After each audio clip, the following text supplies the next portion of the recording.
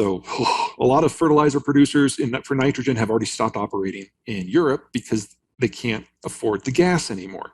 And then 40% of the world's potash comes from either Belarus or Russia, and that has now been stopped. Right. So we're looking Wow. at a chronic shortage globally of all three. And we know that means that a lot of poorer farmers around the world are not going to use fertilizer or not going to use enough. And for everyone else, it's going to just be the single largest line item for them. So they're not going to be able to afford to do anything else. So we are looking at the beginning of a multi-year food shortage, multi-continental in scope this year. And of course, Ukraine is going from the world's 5th largest exporter to a net importer, and it will not come back for at least a decade. Wow. Wow. That's incredible. 10 years, but it totally makes sense. I mean, we'd have to start rebuilding tomorrow if we're going to get there, maybe even with it. You're right. Canada is where we get most of our potash. We produce most of the nitrogen ourselves. And the phosphates that we don't source within North America either come from Morocco or Israel, and those supplies are safe. But remember, there is no tool to cut off American food exports. So food, at least for now, is still in a semi-globalized environment. And in that environment, you're going to feel the pain. But it's not like we're going to be dealing with food lines or food shortages here in the way that sub-Saharan Africa or maybe South Asia, maybe parts of China, and definitely the Middle East. Yeah, as soon as Mykolaiv falls, and I don't know when that's going to happen, the Ukrainians have really been holding on to a degree that I would have never guessed was possible. But Mykolaiv is kind of the last stop on the road to Odessa. Odessa is the world's largest wheat offloading facility. Watch the bridge. There's one bridge through Mykolaiv, and it's the only bridge between it and the sea, and then you have to go like another 100 miles north to get to the next one. If the Ukrainians blow up that bridge, everything has a little bit more time, but that's about the only bit of good news, if that's the right phrase. We're talking about food price increases that are significantly higher. We only had a tripling of food prices in the Middle East the last time we had any sort of disruption. This is going to be at least twice as bad. Really? Oh my gosh. So yeah, I mean, Russia's primary export market is the Middle East. Ukraine's secondary market is the Middle East. That's just not happening this year, and that's independent of the fertilizer program. Yeah, really that's a big part of my life right now, is just figuring out how long it's going to take to get replacement systems up online. And I'm not done, but spoiler alert, you're talking a minimum of 5 years. You break down globalization. What this whole talk is just a very small part of it. You break that down, and we've exceeded the pre-industrial carrying capacity of the planet. It's only with fertilizers that we're able to keep 8 billion people alive. And so if you remove the industrial level inputs that allow that to happen, we will have famine. It will be worst in the Middle East, probably second worst in China, because that system hasn't fully broken down yet. And then it's a toss-up for number 3 between sub-Saharan Africa and India, Pakistan. And the only reason that India and Pakistan, I think, are going to come out of this okay is we're the first stop out of the Persian Gulf, so oil, natural gas, they're okay-ish. And they have, on multiple occasions, shown that if they just throw a bottomless supply of people at their agricultural sector, they can get sufficient production by substituting labor for fertilizer. Now, that has other economic problems, but it does mean that mass famine can be avoided to a degree.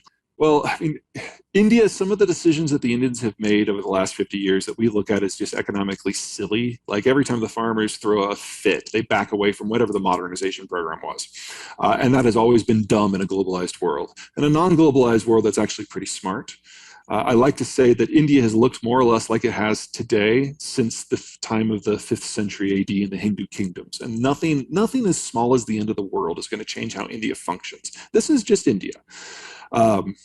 In the West, what we think of as the geography of agriculture is changing radically, because they're shutting down nitrogen fertilizer fabrication in Europe because they can't get the natural gas at a price point that makes sense. And then, of course, phosphate is from the east, and potash is from the other side of a new iron curtain.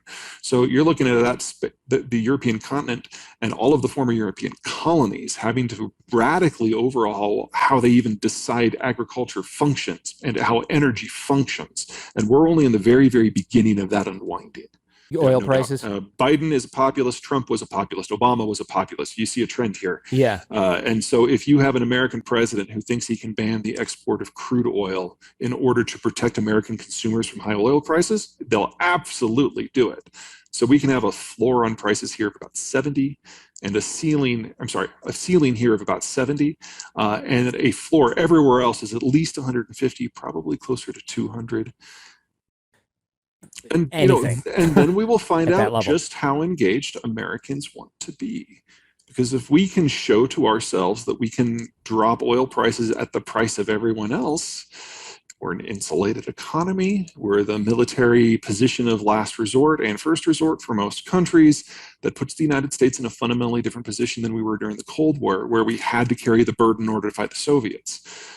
If we decide to remain involved, knowing that there's a high economic cost and very low payout chances, just doing it because it's the right thing, that's a different America. And that is the America, to be perfectly blunt, we haven't seen for the last 15 years. I would love for that to happen.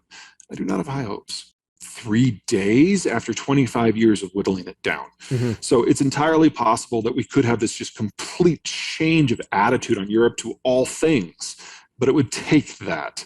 And we're going to have a situation in the not too distant future where the Russians are going to try to lever key NATO countries out of the coalition in order to prosecute the Ukraine war. We have to see what they do before anything else. They're going to try and what? Letter key? Think of it as a crowbar. There's a couple Okay. of pipelines that go directly to Turkey and Germany that won't be interrupted by sanctions, won't be interrupted by the war or sabotage. And the Russians will give the the Germans, the Turks, the option of keeping the lights on in exchange for some security favors. Wow. Wow. What an entirely massive, disgusting mess this is. What about all these people talking about how the US dollar, might not be the reserve currency anymore because China and Russia and maybe India are starting to consider settling oil in different currencies. They're going to build their own block. What do we think of this? Okay, so I never treated that with much sincerity, and the Russians are asking the Indians to pay for the oil in rubles, and nobody wants rubles. Not even the Chinese, who technically have a currency swap agreement want rubles.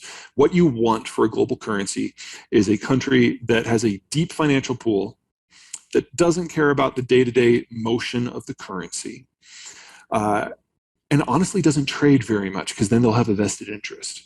So any country that doesn't match those three is going to manipulate their currency to their own best interests when it comes to trade. So the idea that there's a power out there that is actively involved in the energy markets that can suddenly become this impartial arbiter is silly, because there's nobody. The United States is kind of the perfect match because its energy needs are met within North America or within the United States proper for most things. So I really don't take it seriously at all. We talk about this every time that there's a turn of the page in history, but it really isn't. There's no reason to expect a change.